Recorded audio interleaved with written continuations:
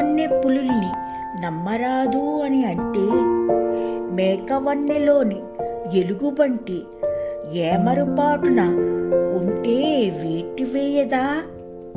పులి రూపు పోలిన పిల్లి మియామంటూ పాలు తాగి గారాలు పోదా?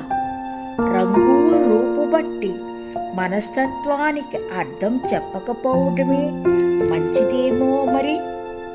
నాణానికి బొమ్మ బొరుసు ఉండక మానవుగా మరి.